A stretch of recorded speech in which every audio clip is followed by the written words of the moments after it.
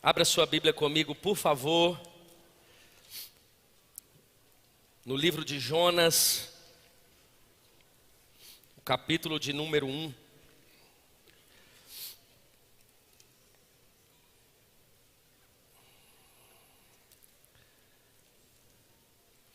Livro de Jonas, capítulo de número 1.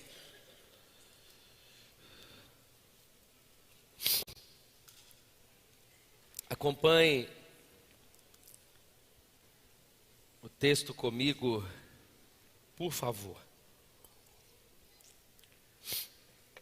A Bíblia diz assim: a palavra do Senhor veio a Jonas, filho de Amitai, com esta ordem: vá depressa à grande cidade de Nínive e pregue contra ela, porque a sua maldade subiu até a minha presença.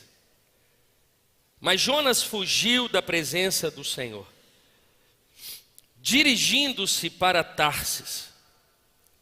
Desceu à cidade de Jope, onde encontrou um navio que se destinava àquele porto.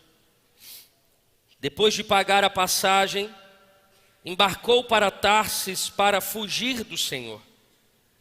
O Senhor, porém, fez soprar um vento forte, ou um forte vento, sobre o mar. E caiu uma tempestade tão violenta que o barco ameaçava arrebentar-se. Todos os marinheiros ficaram com medo e cada um clamava a seu próprio Deus. E atiraram as cargas ao mar para tornar o navio mais leve. Enquanto isso, Jonas, que tinha descido ao porão e se deitara, dormia profundamente. O capitão dirigiu-se a ele: como você pode ficar aí dormindo? Levante-se e clame ao seu Deus. Talvez ele tenha piedade de nós e não morramos. Então os marinheiros combinaram entre si: vamos lançar sortes para descobrir quem é o responsável por essa desgraça que se abateu sobre nós. Lançaram sortes e a sorte caiu sobre Jonas. Por isso lhe perguntaram: diga-nos, quem é o responsável por essa calamidade? Qual é a sua profissão? De onde você vem? Qual a sua terra? A que povo você pertence? Ele respondeu: eu sou hebreu, adorador do Senhor, o Deus dos céus e quem fez o mar e a terra. Então os homens ficaram apavorados e perguntaram: o que foi que você fez? Pois sabiam que Jonas estava fugindo do Senhor, porque ele já lhes tinha dito. Visto que o mar estava cada vez mais agitado, eles lhe perguntaram: o que devemos fazer com você para que o mar se acalme? Respondeu ele: peguem-me e joguem-me ao mar, e ele se acalmará. Pois eu sei que é por minha causa que esta violenta tempestade caiu sobre vocês. Ao invés disso, os homens se esforçaram ao máximo para remar de volta à terra, mas não conseguiram, porque o mar tinha ficado ainda mais violento. Eles clamaram ao Senhor: Senhor, nós suplicamos, não nos deixe morrer por tirarmos a vida deste homem. Não caia sobre nós a culpa de matar um inocente, porque tu, ó Senhor, fizeste o que desejavas. Em seguida, pegaram Jonas e o lançaram ao mar enfurecido. E este se aquietou. Tomados de grande temor ao Senhor, os homens lhe ofereceram um sacrifício e se comprometeram por meio de votos. O Senhor fez com que um grande peixe engolisse Jonas, e ele ficou dentro do peixe 3 dias e 3 noites. Amém. Curve a sua cabeça por um instante. Pai, essa é a tua palavra. Há um anseio no nosso coração nessa manhã em ouvir o Senhor. Quando nós percebemos um diálogo tão de perto entre o Senhor e Jonas, nós ansiamos que o Senhor fale aos nossos corações. Cada um aqui, Senhor, vive uma realidade de vida. Cada um aqui tem um clamor nessa manhã, e eu sei que por meio do Teu Espírito Santo, o Senhor traz discernimento a cada um aqui a ouvir a Tua voz através da Tua multiforme graça.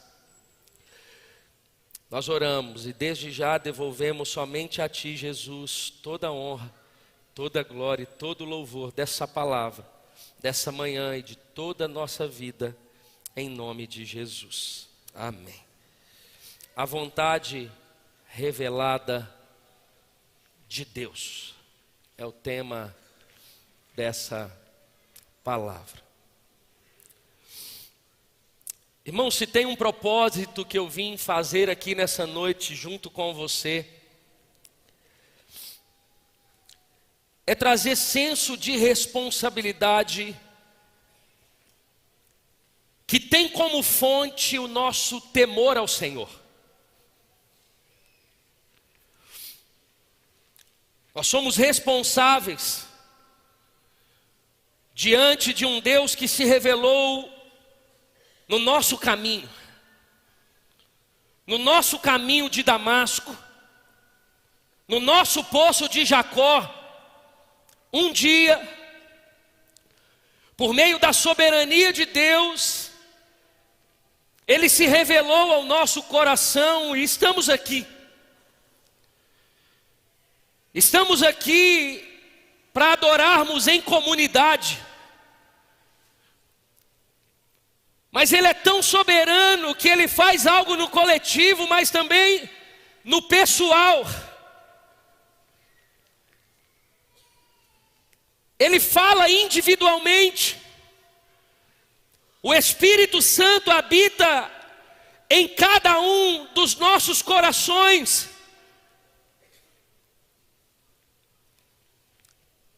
E fato é, meus irmãos, que se temos fôlego de vida nos nossos pulmões, é porque ainda existe propósito de Deus na nossa vida a ser cumprido em um mundo de caos.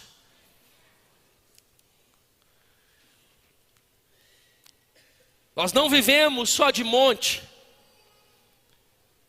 Você percebe no Evangelho de Marcos, aquele momento que Jesus está no Monte da Transfiguração, com poucos dos seus discípulos, com alguns dos seus discípulos, Ele tem experiências sobrenaturais.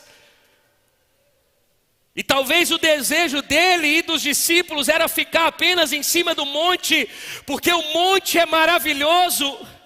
A experiência de culto é sobrenatural. A gente sai daqui, parece que os problemas passam.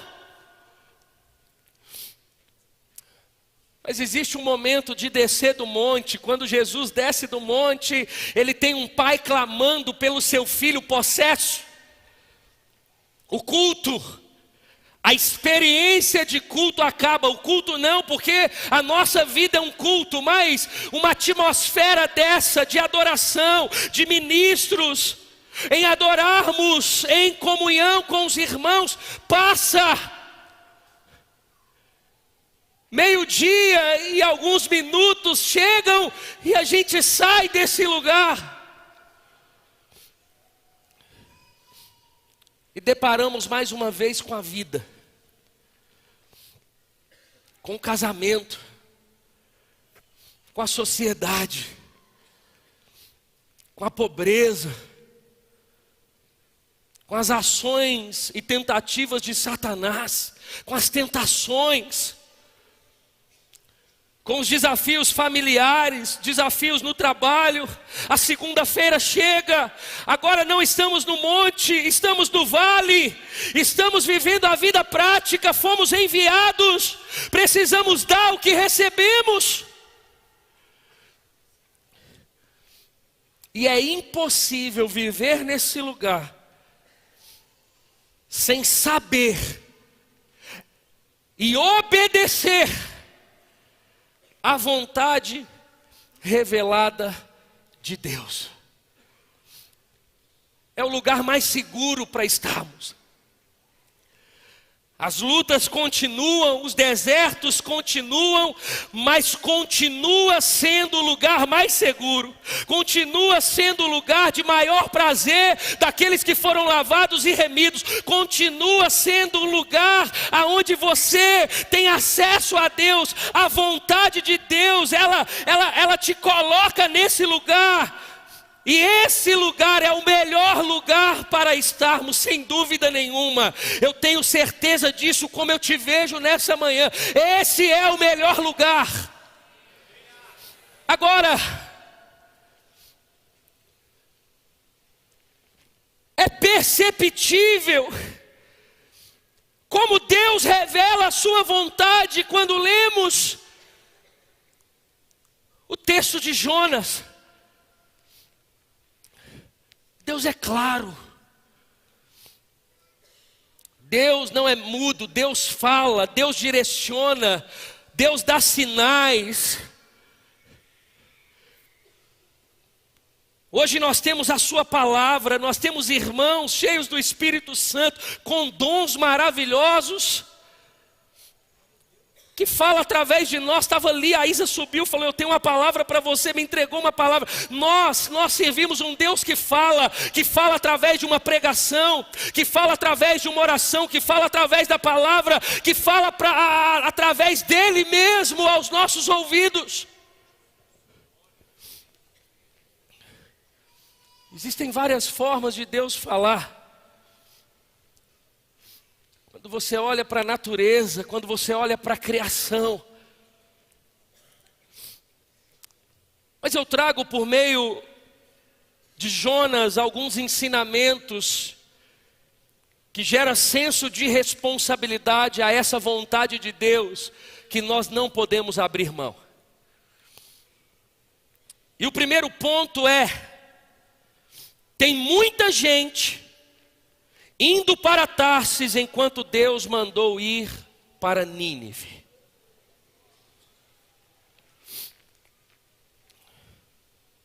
E eu quero até acrescentar: tem muita gente investindo em Tarsis, sendo que Deus mandou você investir em Nínive.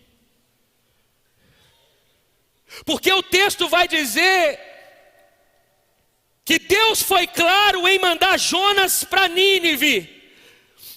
Ele não somente escolheu Tarsis, mas ele comprou uma passagem para ir para Tarsis. Ele tirou do seu bolso, não é: como eu não vou para Nínive, deixa eu ir para qualquer lugar. Não, ele escolheu Tarsis, ele comprou uma passagem para Tarsis, ele queria ir para Tarsis.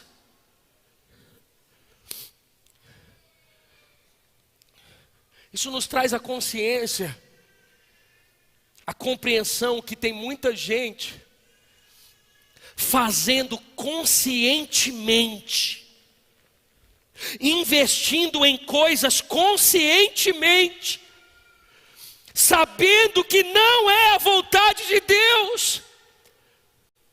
Deus está mandando: investe no teu filho, você morre por causa do trabalho. Deus está mandando: investe no teu casamento, e você protela, e você deixa para amanhã. Deus está dizendo: investe no seu ministério, se compromete, seja pastoreado. E você conscientemente investe em outra coisa. Porque existem duas coisas, irmãos, que nós temos que sair delas, nós temos que ir para um outro nível, subir alguma coisa, subir um degrau nessa manhã. Uma coisa é a gente não conhecer a vontade de Deus, porque a gente não discerniu, também é um problema. Como não discernir? O que está faltando? É oração, é consagração. Tem pecado na jogada, tem brecha. O que está acontecendo? Que você não está discernindo a vontade de Deus, os ambientes que você está. Tem alguma situação aí. Mas a outra questão é quando você sabe a vontade de Deus, mas você prefere viver a sua vontade.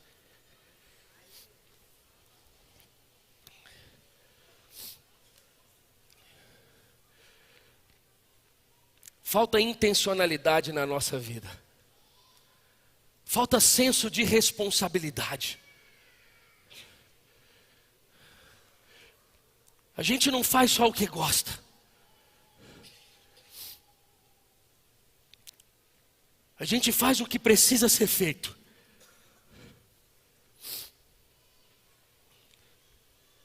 Somado à vontade de Deus. E é óbvio que grande parte das coisas que nós fazemos enquanto cristãos, que a gente não precisa nem orar para saber se é vontade de Deus, irmãos. Claro que é, a Bíblia já disse, você sabe, igual você perguntar, é vontade de Deus eu estar no culto? É claro que é. É vontade de Deus eu orar pelos meus filhos? É claro que é. É vontade de Deus eu honrar minha esposa? Lógico que é. É vontade de Deus eu pregar o evangelho? Lógico que é. Tem coisa que não precisa orar. É um fato. Agora, o senso de responsabilidade tem que fazer algo em nós de tal forma, porque nem o que é fato não estamos fazendo. Porque você pode dizer, pastor, mas eu não estou ouvindo nada de Deus. Não, mas e o que você já sabe? E o que Deus não precisa te falar?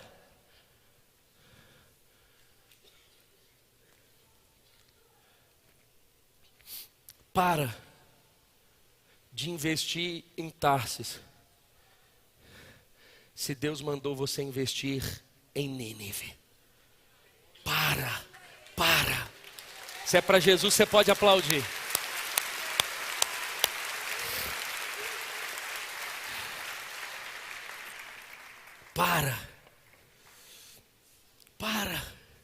Está gastando no lugar errado.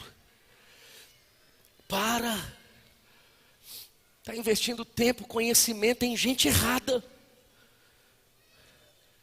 Tem nada melhor do que você viver na dependência do Espírito Santo, com discernimento, irmãos, e ser intencional. Intencionalidade é diferente de ser interesseiro, não. Intencionalidade é você ter uma intenção com aquilo. Não, eu tenho uma intenção. Por isso eu sou intencional com a Isa. Eu não faço só o que às vezes eu quero fazer. Eu chego em casa, culto da noite hoje, cansado, moído, domingo. É difícil. Tem 4 meninos para dar banho. Você acha que eu queria dar banho em 4 meninos? Eu queria deitar, ligar a televisão, assistir uma série.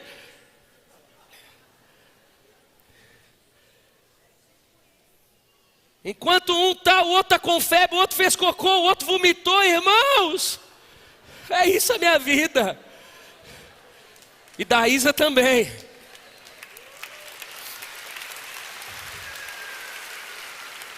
Mas tem que dar banho. Aí quando você está colocando para dormir, um fala, papai, estou com fome. Você fala, mas você comeu agora há pouco, agora como que você deixa o menino dormir com fome?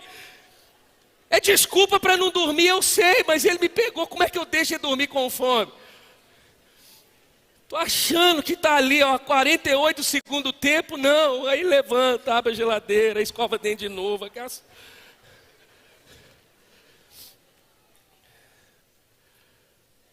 Mas nós somos intencionais.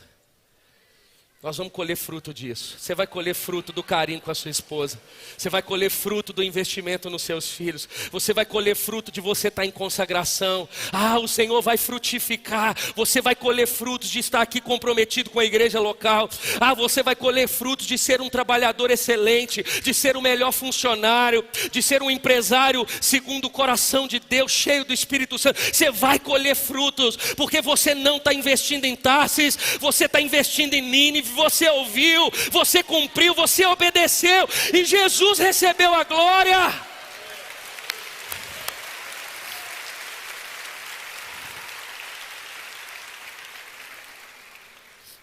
Agora, o verso 4 e o verso 5 diz: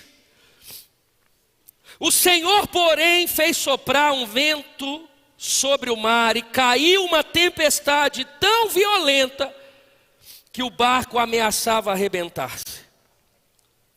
Todos os marinheiros ficaram com medo, e cada um clamava o seu próprio Deus, e atiraram as cargas ao mar, para tornar o navio mais leve. Segundo, a desobediência coloca você e outras pessoas em risco. É aí que entra o senso de responsabilidade. Porque nós vivemos uma fé responsável. Não é mais apenas sobre mim, eu faço o que eu quero da minha vida. Não, está errado. Se eu desobedeço a Deus, toca a minha casa, toca os meus filhos e toca vocês. Se vocês desobedecem a Deus, vai chegar na minha mesa. Vamos ter como pastores problema para resolver se é conjugal. Vai chegar, por quê? Porque quando você desobedece, você coloca todo mundo em risco. A fé, a cruz não é egoísta. Entenda isso, anote isso. A cruz não é egoísta. É por isso que eu preciso entender e obedecer à vontade revelada de Deus. É como se eu não tivesse outra opção, pastor, mas você pode tudo, nem tudo agrada a Deus. Mas no fundo, como cristãos, irmãos, não podemos. É inadmissível um homem de Deus, uma mulher de Deus, ficar conversando com outra pessoa na internet. Vai destruir seu casamento. É inadmissível você roubar algo do seu patrão, não. Se você sentar numa mesa, está aqui, acabou o culto, vamos almoçar junto, e colocar alguém para ser crucificado, falar mal de alguém, não pode. A nossa desobediência coloca quem está do seu lado em risco. O problema era Jonas. Mas todos no navio, no barco, estavam em perigo. Cuidado. Obedeça. Ouça. Viva a vontade de Deus. Terceiro ponto. Todo problema tem nome. Olha o verso 10. Então os homens ficaram apavorados e perguntaram: o que foi que você fez? Pois sabiam que Jonas estava fugindo do Senhor, porque ele já lhes tinha dito. O problema era Jonas. Nós temos que começar a dar nome para o problema. O que é pecado, arrepende. O que é problema, resolve. É aquilo que eu preguei um tempo atrás. A gente A gente se acostuma muito fácil com as coisas. A gente está comendo bem. Deus está dando algo tão lindo para a nossa família. E a gente está ali se saciando, desfrutando, vivendo a plenitude. Aí a gente começa a comer migalhas. E a gente acostuma com migalhas. A gente, ao invés de resolver problemas, a gente começa a administrar problemas. Problemas não foram feitos para serem administrados, mas para ser resolvido. Senta. Tem problema com seu marido? Senta. Tem problema com a sua esposa? Senta. Tem um problema com um dos seus filhos? Senta. Eu não estou dizendo para você ser grosso. Eu não estou dizendo para você falar de qualquer jeito. Eu não estou dizendo que você não deva orar antes de conversar, para você ter a direção de Deus, o que Deus quer que você fale. Eu estou dizendo para você dar nome àquilo que você quer tirar da sua vida. Dá nome. Está te matando.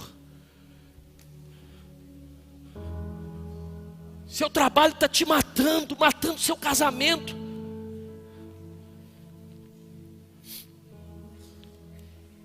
Esse sócio seu incrédulo, você está ali sem direção, não pediu direção para entrar, não tem direção para continuar.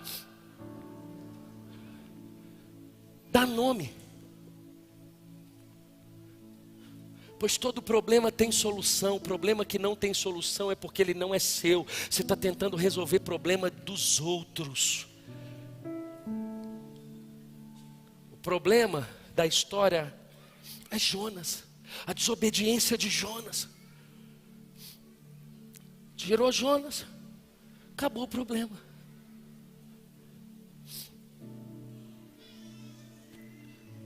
Todo problema tem Jonas. O que está? O que ou quem está te impedindo de chegar mais próximo do Senhor? Apaga, exclui, troca o número, joga o celular fora. Não sei, mas faz alguma coisa para tirar da sua vida.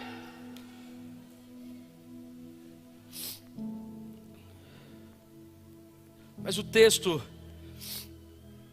me traz um quarto ensino. Capítulo 3, o verso de número 1 diz assim: a palavra do Senhor veio a Jonas pela segunda vez com esta ordem: vá à grande cidade de Nínive e pregue contra ela e a mensagem que eu lhe darei. Quarto ponto: a soberania do Senhor insiste. Você pode tentar fazer sua própria vontade, pode dar show, fazer pirraça, chamar atenção para você, pode tentar, faz. Na hora que você cansar o show,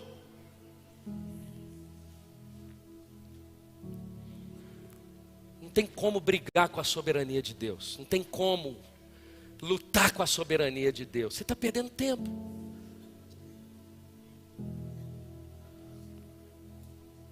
O texto vai dizer que Deus insiste em Jonas obedecer à vontade revelada de Deus.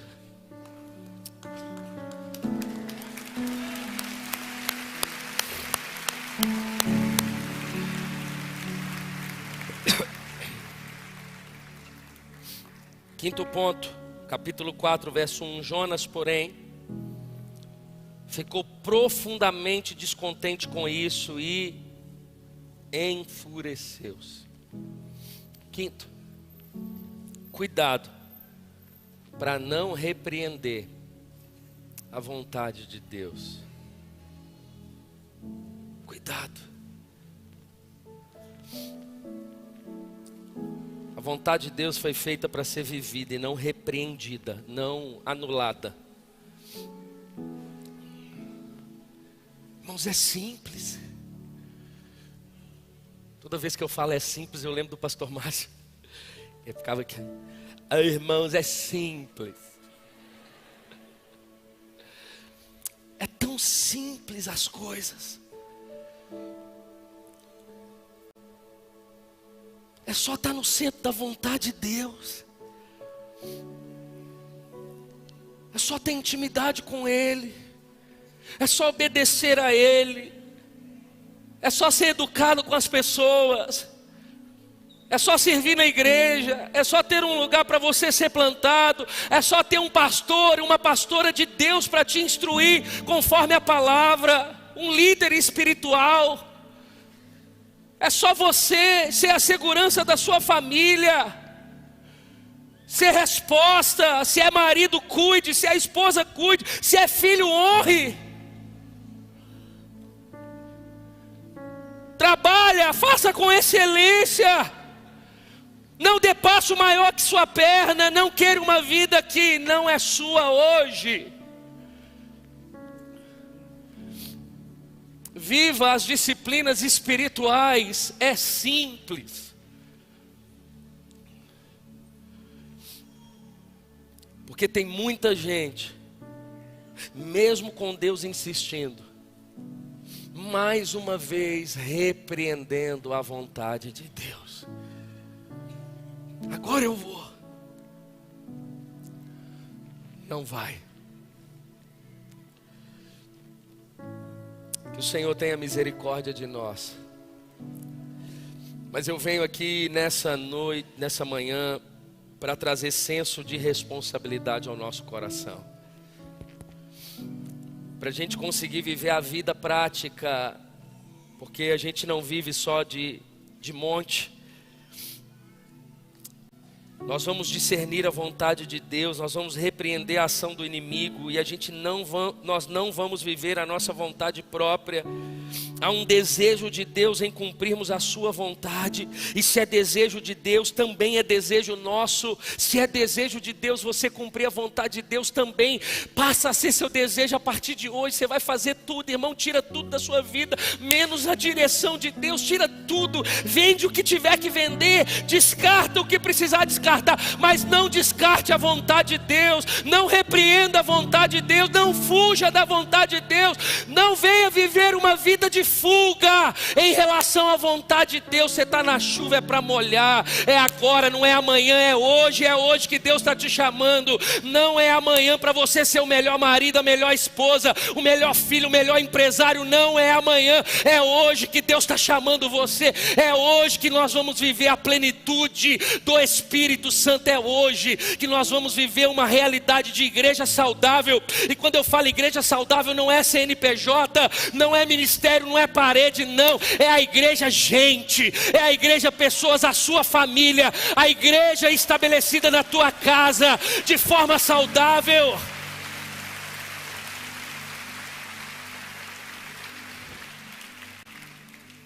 Em nome de Jesus. E que assim seja. Quantos recebem essa palavra nessa manhã?